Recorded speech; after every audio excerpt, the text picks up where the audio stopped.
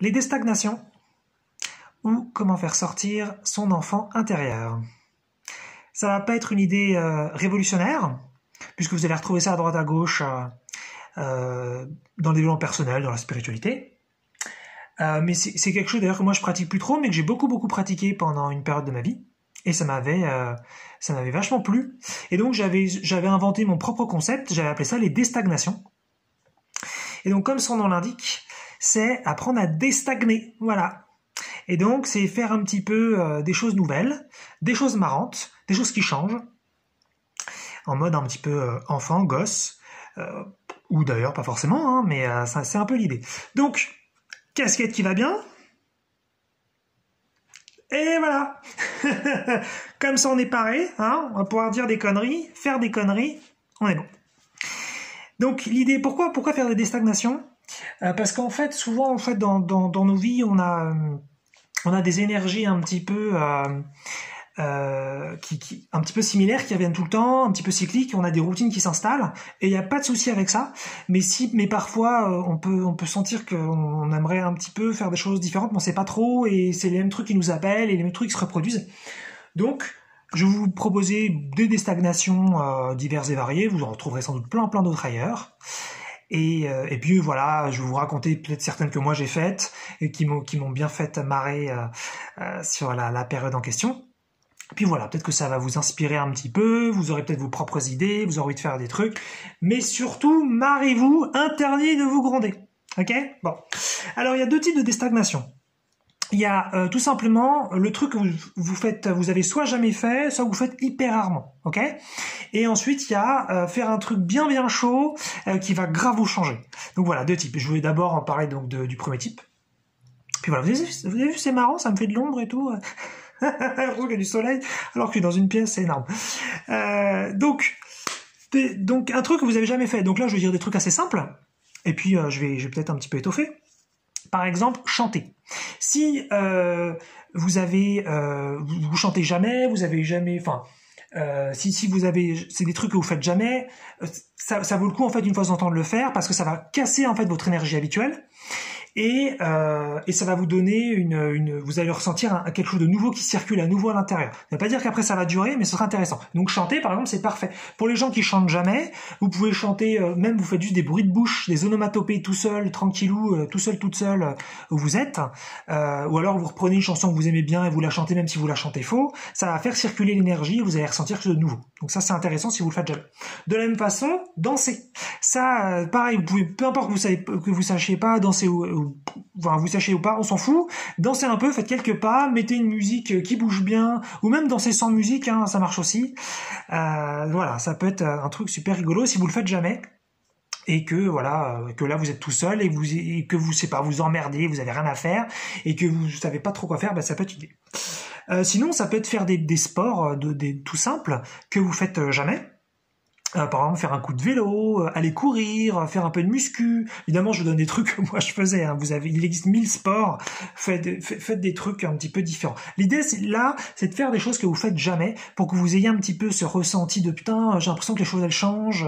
Il y a des choses nouvelles dans ma vie. Oh, après, vous pouvez le raconter aussi. Dernièrement, j'ai fait ça. C'était sympa. Peut-être que puis après, vous pouvez aussi proposer à d'autres personnes, puisque là, ce serait peut-être plutôt l'idée de les faire seuls dans un premier temps. Mais si vous avez des amis avec qui vous entendez super bien et avec qui vous avez envie de tester plein de nouveaux trucs, c'est parfait évidemment.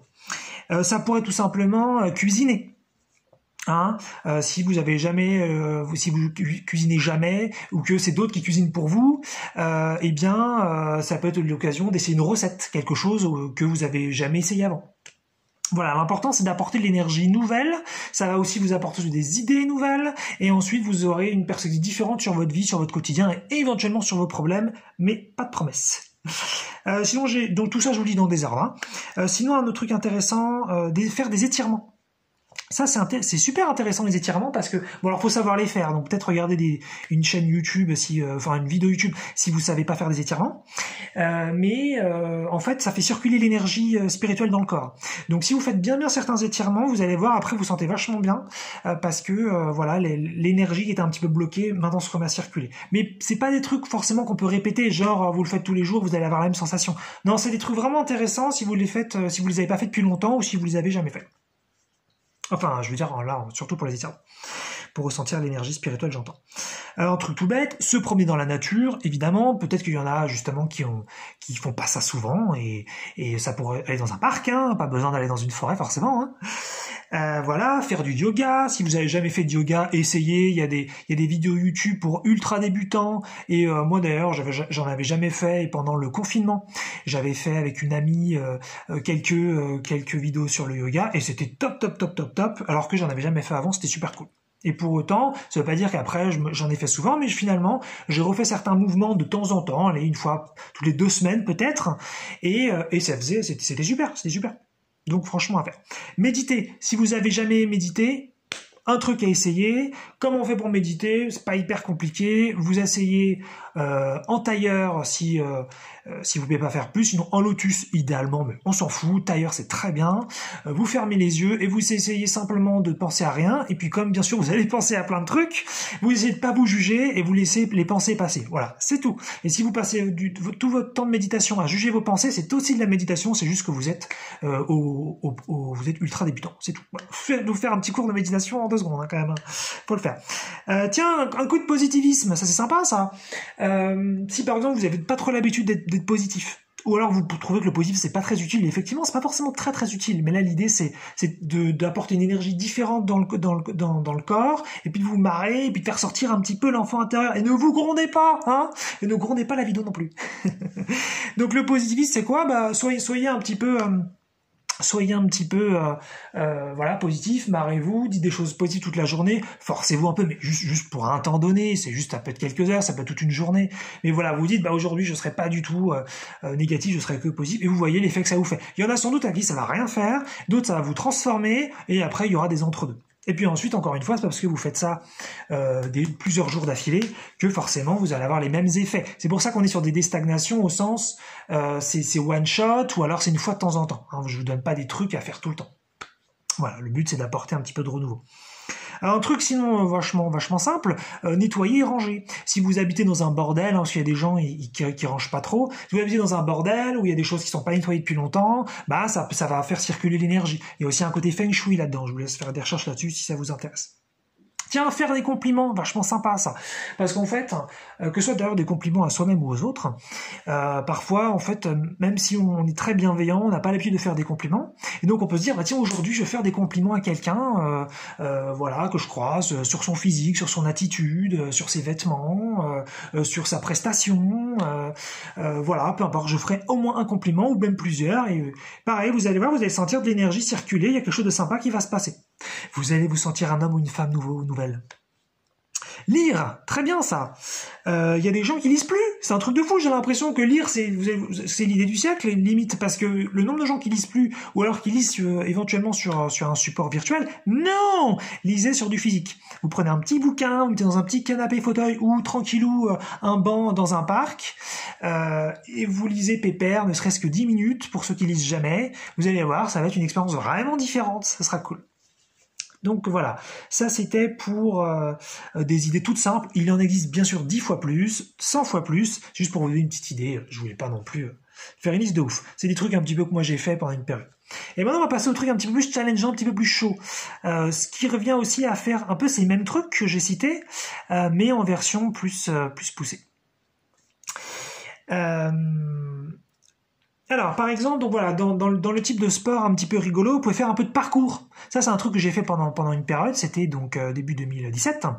Et c'est super fun, quoi. Alors, seul, moi, la plupart des choses que j'ai faites, je les ai faites seul. Parce que j'ai une sous-personnalité solitaire qui me permet de faire des trucs seul. Mais idéalement, c'est toujours, moi, je préfère de toute façon, idéalement, toujours le faire avec des personnes, avec des amis qui en s'entendent super bien, et faire des trucs rigolos. Et le parcours, d'ailleurs, je l'avais fait avec un ami à l'époque, et on passait des super bons moments ensemble.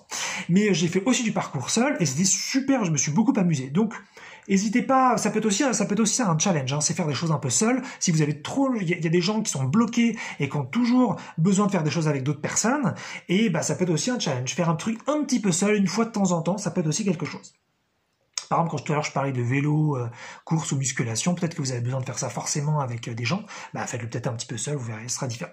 Donc faire du parcours, c'est super rigolo, pas besoin non plus de faire des trucs de fou, vous pouvez tout simplement aller voir dans un parc dans le coin, ou s'il y a des bancs, vous pouvez sauter au-dessus d'un banc tout en mettant un pied sur le banc même, c'est-à-dire vous faites pas un saut direct en partant de la base. Vous pouvez regarder bien sûr des vidéos YouTube sur le parcours, il y en aura plein, mais il s'agit juste de voilà sauter des petits murets ou tout simplement grimper dans des arbres. Hein, c'est peut-être pas complètement dans le parcours ça, mais moi en fait j'associais les deux. Moi et mon ami ou moi tout seul, on associait ça, on associait ça ensemble. Et c'est super sympa. Si vous avez un arbre dans le coin, ou si vous avez un parc dans le coin, où vous avez un arbre où il n'y a pas trop de vis-à-vis, vous pouvez être un peu tranquille, grimper dans un arbre, c'est super rigolo. L'enfant intérieur il ressort direct, vous retrouvez comme un gosse et tout. Ou alors si vous avez éventuellement, je sais pas, si vous habitez près de la mer ou quelque chose comme ça, et que vous n'avez pas trop l'habitude d'aller sur des rochers, bon, par exemple les rochers c'est top. Hein. Enfin, il n'y a pas que près de la mer, hein. Il y a aussi la montagne pour les rochers, ou même par exemple si vous êtes près d'une forêt comme Fontainebleau, vous avez des coins où il y a des super rochers, ça marche aussi. Donc grimper des rochers, escalader un petit peu comme ça en free climbing, en mode vraiment je m'amuse comme un gosse, c'est excellent pour faire circuler l'énergie interne. Un autre truc sinon, ce serait vous pouvez faire des choses pieds nus. Alors on va monter un peu le niveau. Marcher pieds nus, ça c'est un truc que moi j'ai fait pendant une période. Je m'étais fait plein de petits délires. Donc le premier délire c'était, j'étais allé courir pieds nus, genre 2 minutes. Donc c'est rigolo, vous avez des gens qui vous regardent, ah là ils courent pieds nus, puis vous faites votre propre truc, c'est marrant, et puis vous revenez chez vous, et puis voilà, vous avez fait votre petit challenge de 2 minutes, c'est un truc que vous aviez jamais fait avant, vous avez osé faire un truc que peu de personnes font, enfin il s'agit pas d'être le meilleur, mais c'est juste que ça vous fait vraiment quelque chose de très très changeant, donc très rigolo, et ça fait beaucoup de bien. Attention hein, pour la course pieds nus, faites gaffe, courez pas longtemps, ça peut abîmer les pieds très vite, je connais. J'ai aussi fait ça en hiver, quand il faisait parfois 0 degré, même dans le négatif, les degrés, et il fallait pas courir longtemps, hein, parce que les pieds ils prenaient très cher. Mais c'était super fun, c'était trop marrant. Donc marcher pieds nus, là vous pouvez marcher beaucoup plus longtemps. Sinon, vous pouvez, parce que moi j'ai fait ça sur le bitume, mais j'ai aussi marché pieds nus et couru pieds nus dans l'herbe. Donc vous allez dans un parc, voilà, si vous avez un grand jardin ou je sais pas quoi, vous pouvez tout à fait, voilà, vous marrer sur l'herbe parce que là on peut marcher et courir très longtemps, il n'y a pas de souci. Donc ça c'est vraiment un truc, hein, voilà, pareil, si ensuite vous grimpez dans les arbres, moi j'ai grimpé dans les arbres pieds nus, donc vous pouvez à chaque fois apporter quelque chose, vous pouvez ensuite faire des mélanges, si vous aimez bien la méditation et que vous aimez bien grimper dans les arbres, bah vous grimpez dans un arbre et vous faites une méditation, si vous aimez bien la lecture, vous grimpez dans un arbre et vous faites de la lecture, voilà, moi j'ai mélangé plein de trucs pendant une période, ça permet d'essayer plein de choses différentes et c'est super rigolo, puis après il y a plein d'idées, c'est infini, on canalise, c'est la créativité infinie, ça ne s'arrête plus, et puis vous pouvez donc déstagner constamment, quasi constamment. Dans la même idée, moi j'aimais bien danser, donc je dansais seul chez moi, mais ensuite je me faisais des challenges. J'allais dans un parc donc près de chez moi qui s'appelle en l'occurrence le parc de Sceaux pour ceux qui connaissent sur la région parisienne en France donc, et donc je me faisais des danses en public. Alors je faisais pas forcément des périodes où il y avait beaucoup de monde, hein. Ça pouvait être très tôt le matin, genre à 9h du matin par exemple. Mais il y avait quand même un peu de monde.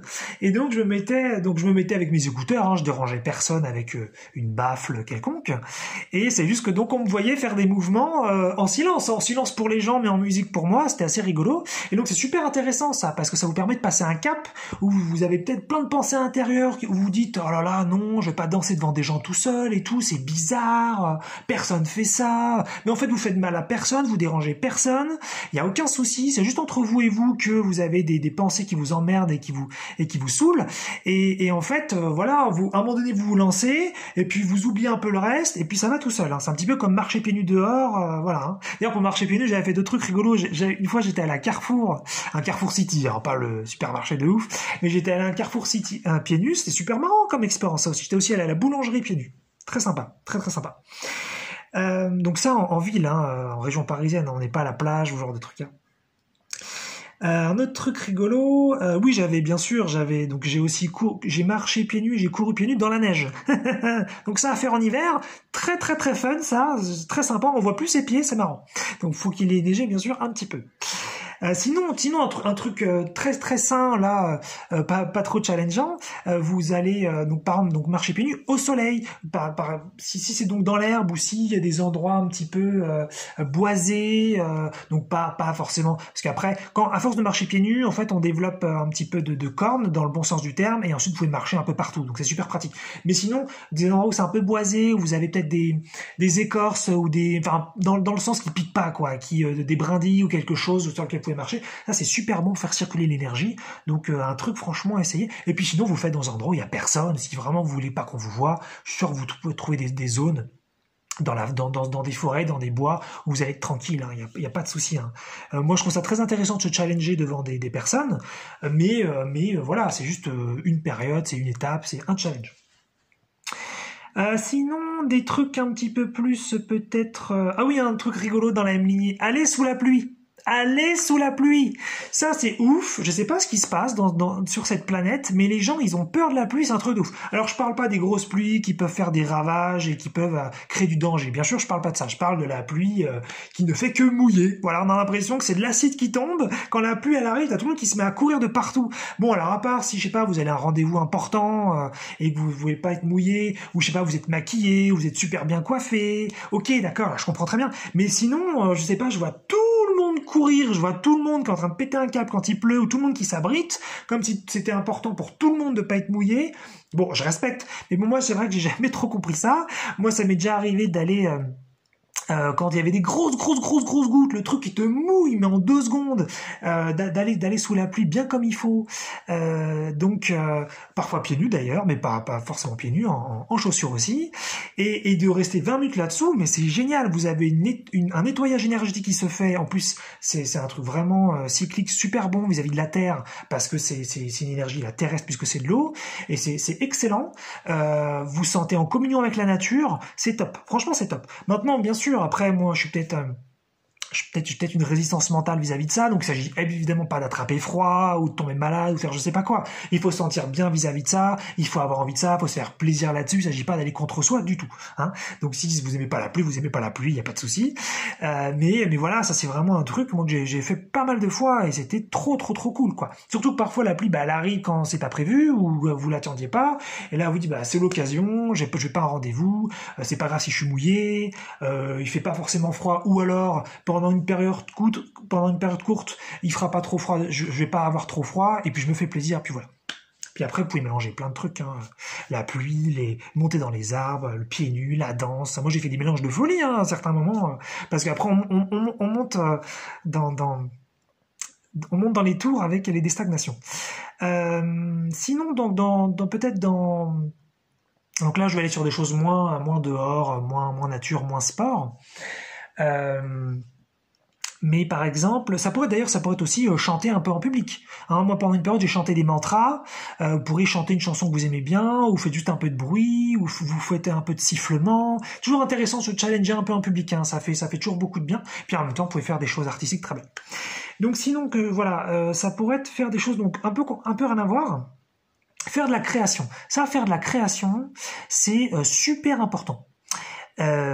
Parce qu'en fait, si par exemple vous regardez des vidéos, vous jouez à des jeux, vous regardez des films, alors bien sûr si vous travaillez en général vous pouvez faire de la création, mais pas forcément parce que ça dépend de votre travail, ça dépend si vous faites un travail un peu répétitif, vous n'êtes plus tellement dans la création. Par définition la création c'est des choses nouvelles, donc voilà, c'est pas vous faites des vidéos comme là je fais, vous faites de la création. Si vous chantez, vous faites de la création. Si vous dansez, vous faites de la création. Si vous peignez, vous faites de la création. Si vous faites de la cuisine au sens, voilà, vous prenez des restes qu'il y a dans votre réfrigérateur et vous inventez une recette. Vous faites de la création. Si vous faites de la sculpture, vous faites de la création. Si vous faites du dessin. Donc voilà, toutes sortes de choses comme ça. Et en fait, à partir de ce moment, quand vous faites de la création, là, vous avez vraiment une énergie qui circule. Là, en général, vous connectez vachement bien à votre âme et à votre voilà, au divin, à tout ça, et donc en fait vous avez l'esprit, vraiment, enfin ouais, l'esprit, enfin le divin, c'est des répétitions, qui passe à travers vous. Il y a une canalisation qui se fait, et vous avez vraiment quelque chose qui est créé. Et c'est pas grave si vous créez de la merde. Et là je le dis vraiment gentiment, c'est pas grave du tout, c'est pas important. Si vous pourriez tout à fait, par exemple comme moi, faire une vidéo, vous créez quelque chose, après vous trouvez que la vidéo était pas folle et vous la supprimez, vous la gardez pas, et donc c'est simplement entre vous et vous, mais au moins vous avez créé quelque chose, même si ça a été supprimé, vous avez créé quelque chose et ça fait circuler de l'énergie. Et puis en plus après vous vous dites ah putain j'ai essayé, j'ai pu le faire, peut-être que je m'améliorerai la fois d'après. Donc c'est super cool en fait. Dans tous les cas vous êtes grave gagnant. Donc là je donnais l'exemple de la vidéo parce que là je trouve que je fais des vidéos, mais moi je m'amusais à danser pendant une période. D'ailleurs je ferai peut-être des vidéos sur la danse. C'est une idée que j'ai. Et voilà, et en dansant vous pouvez créer plein de trucs. Vous pouvez faire vos propres mouvements, et même si vous ne savez pas danser, vous faites un peu des mouvements pas très esthétiques, on s'en fout. Le but c'est de créer, le but c'est de faire circuler de l'énergie, c'est tout. Ok, donc pas de pression. Un autre truc sinon rigolo qui pourrait être très différent de ce que vous pourriez faire d'habitude, consulter un énergéticien. Alors pour ceux qui savent pas ce que c'est, un énergéticien, ça veut pas forcément dire grand chose, c'est une sorte de version spirituelle du psychologue. Alors vous avez des psychologues aussi qui sont énergéticiens, donc il s'agit pas forcément de les dissocier, mais c'est quelqu'un qui touche un peu au spirituel, qui a pu d'ailleurs se former à plusieurs trucs, c'est pas forcément quelqu'un qui toucherait comme ça, qui tâtonnerait, ça peut être quelque chose de très sérieux, et qui utilise donc des méthodes spécifiques pour soi nettoyer des chakras, nettoyer des entités qui seraient accrochées à vous, aller voir ce qui bloque dans vos circuits énergétiques, vous donner de l'information sur vous de façon précise, ça pourrait être toutes sortes de choses, et ça peut être super intéressant, c'est que ça vous ouvre l'esprit, ça vous ouvre la porte à pas mal de choses différentes, et puis ça vous fait du bien, ça vous fait peut-être démarrer éventuellement une thérapie si c'était un peu l'objectif. Il peut y avoir énormément de bienfaits, et puis surtout c'est quelque chose que la plupart des gens n'ont pas essayé. Déjà, je pense qu'aller voir un psychologue, peut-être, je sais pas si très très bien vu aujourd'hui en France, je pense que ça va. C'était assez mal vu avant, mais je pense qu'aujourd'hui ça va, mais je suis pas sûr en le disant. Mais consulter un énergéticien, ça fait un petit peu perché. Ça fait un petit peu un truc un peu différent, mais en même temps, si vous vous intéressez à la spiritualité, ça peut être cool. Donc franchement, pourquoi pas... Pourquoi pas essayer ça, ça peut être marrant. Et dans la même lignée, un truc qui pourrait être sympa, faire un soin énergétique à distance. Et ça, en fait, donc ça peut être consulter un énergéticien à distance, et par exemple, on prend un rendez-vous, et tel jour, telle heure, tel lieu aussi parfois, il va vous nettoyer à distance avec une photo par exemple que vous lui aurez envoyée, ou alors ça peut être en FaceTime, et c'est pareil, vous allez ressentir des trucs, vous allez avoir une expérience différente, et même si vous y croyez pas trop, c'est pas grave, on peut toujours essayer. Maintenant la seule chose c'est que ça peut être payant bien sûr, donc je sais que parfois, je sais pas si c'est encore le cas, mais sur le réseau social Meetup, il y avait, en tout cas, il doit y avoir encore, j'imagine, il y avait des groupes qui proposaient des soins énergétiques à distance gratuits, genre un par mois, un truc comme ça. Puis après, ils vous proposaient de payer pour en faire d'autres, mais vous pouviez au moins faire certains gratuits. Et donc moi, j'avais fait une expérience de ça avec des amis, et on avait c'était absolument génial ce qu'on avait vécu. Donc il y a moyen d'essayer aussi de toucher à l'énergie des gens qui gèrent en énergétique et qui peuvent faire des choses. Moi, je précise que j'en suis pas à un stade où je peux. Et ce serait prétentieux de dire que je peux faire quelque chose. Je touche à des trucs, mais je suis pas capable de faire des choses précises pour quelqu'un aujourd'hui, c'est clair. Donc voilà. Donc je sais pas moi déjà qu'il faudra contacter éventuellement.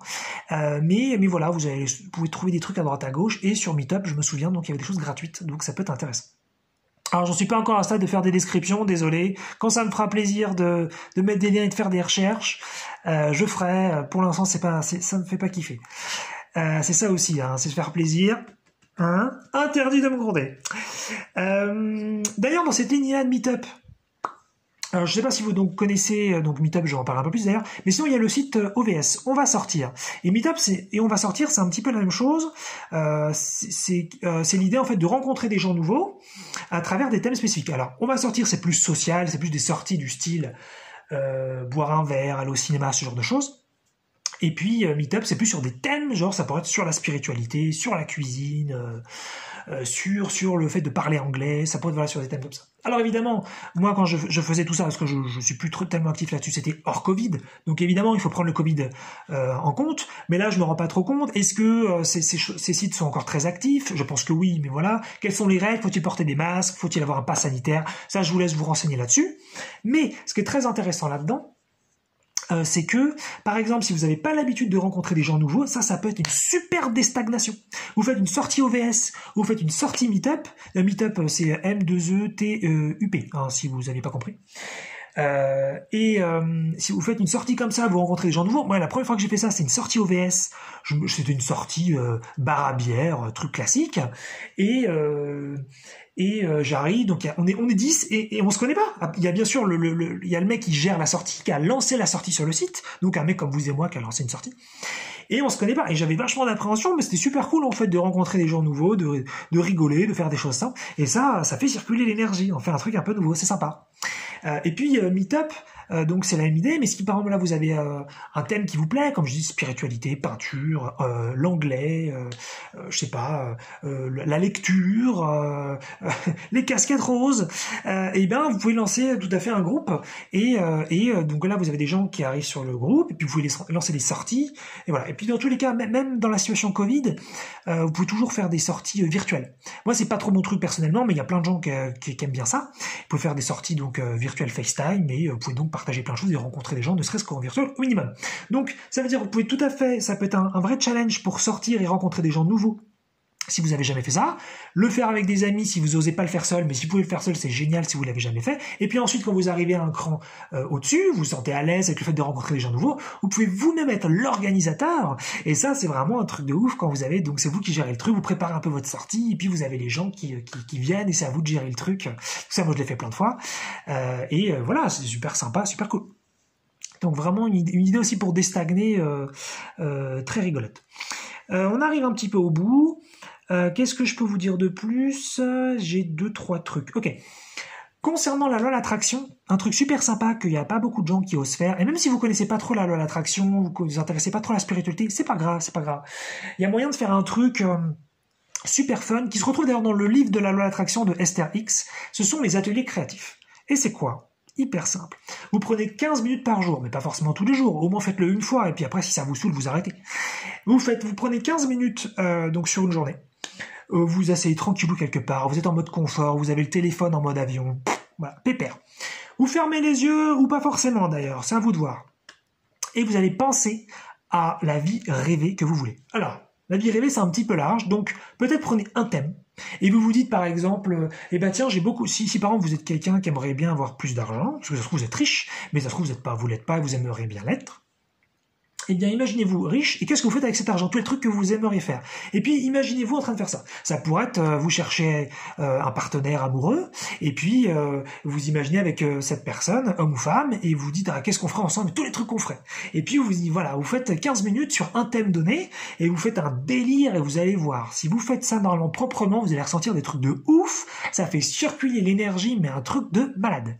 La seule chose, c'est si 15 minutes c'est un peu trop long pour un thème, faites plusieurs thèmes sur 15 minutes, faites l'argent, faites les relations, faites la santé, faites la spiritualité, faites ça pourrait être, je sais pas si vous avez envie de peindre, faites la peinture, mais imaginez-vous en train vraiment de vivre quelque chose que vous adorez, qui vous touche, qui vous plaît grave, et vous allez voir, c'est top. Et dans la même lignée, donc là c'est un petit peu différent, donc là on n'est pas sur 15 minutes, on est plus sur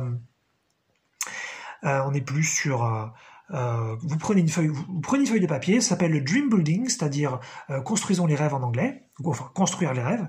Et en fait, ce que vous faites, c'est que vous dites simplement, si j'avais pas de limite, si rien ne m'arrêtait, que ce soit financier ou autre sujet, qu'est-ce que je ferais?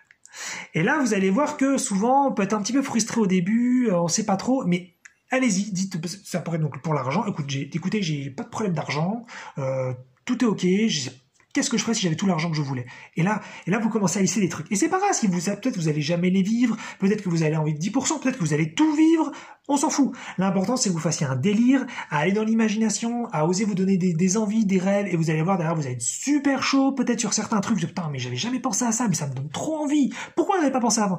Parce que vous n'avez pas osé imaginer. Donc l'imagination, c'est une super déstagnation. Ok? Et si vous entendez ça, il y a des parties de vous qui disent ouais, mais c'est trop abstrait, ça marchera jamais. De toute façon, on s'en fout, interdit de me gronder. Écoutez pas cette partie de vous, même si elle est légitime et qu'elle a le droit d'exister. Faites l'exercice, marrez-vous, faites une déstagnation, ça coûte rien, c'est juste pour rigoler. Ok? On va finir sur 2 petits trucs. Et là, on va monter le niveau bien comme il faut. Amusez-vous à développer des capacités psychiques. Et donc bien sûr, moi personnellement, je n'ai pas une capacité psychique à mon actif aujourd'hui précise, mais j'ai fait plein d'expériences. J'ai essayé de faire du remote viewing. Vous avez des applications gratuites pour développer le remote viewing. Donc c'est travailler la vision à distance, la vision dans le futur. Vous avez ESP Trainer, ESP Trainer comme application vraiment très très bien. C'est deviner ce qui pourrait se produire alors que normalement c'est du hasard. Donc deviner le hasard. Ça c'est développer ses capacités psychiques. Intéressez-vous au magnétisme, à votre aura. Vous allez voir que vous avez de l'énergie autour du corps et qu'en faisant certains exercices de magnétisme, vous pouvez sentir l'énergie qui est autour de vous. Vous pouvez essayer de faire des projections astrales, sortir de votre corps. Intéressez-vous à ça. Peut-être prenez un bouquin dessus. Peut-être regardez une vidéo YouTube là-dessus. Ça pourrait être intéressez-vous à développer une vision énergétique. Comment voir le corps non physique des gens, comment voir ce qui se passe dans leur chakra, comment voir ce qui se passe donc dans leur énergie, dans leur autre couche corporelle finalement. Enfin, je veux dire leurs autres corps, je veux dire. Donc ça pourrait être ça. Ça pourrait développer même quelque chose de beaucoup plus soft, de l'hypnose, parce que moi je mets ça un petit peu là-dedans. C'est juste que l'hypnose c'est un entre-deux entre du sociétal normal et puis pour moi de la capacité psychique. Ça pourrait développer ça. Ça pourrait finalement développer toutes sortes de choses. Essayer de faire des rêves lucides.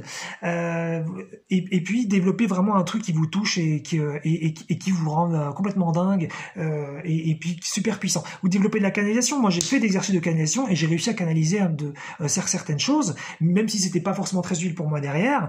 Finalement, j'ai fait ça et c'était quand même assez rigolo parce que on sent l'énergie qui passe à travers nous. On a notre corps qui bouge tout seul. On a peut-être envie de dire des trucs alors que on a l'impression que c'est pas nous qui les disons, et on voit, ah putain, c'est un truc de ouf, je suis en train de canaliser.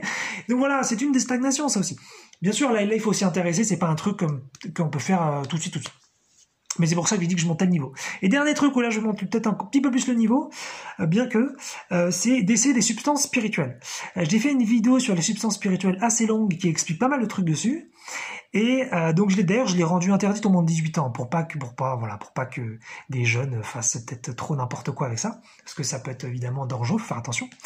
Mais ça peut être un excellent moyen pour justement un petit peu pousser son système spirituel interne pour découvrir d'autres dimensions, d'autres choses, et là vraiment les expérimenter véritablement. Donc ça peut être une ultra déstagnation, ça vous ouvre derrière à autre chose et vous dites oh, mais en fait ça existe, il y a vraiment autre chose, il y a vraiment d'autres dimensions, je suis pas juste un petit corps sur une planète.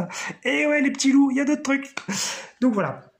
Donc plein de petites idées comme ça. Il y en a plein d'autres. Hein. Déjà que j'ai fait une vidéo d'une trentaine de minutes. Hein.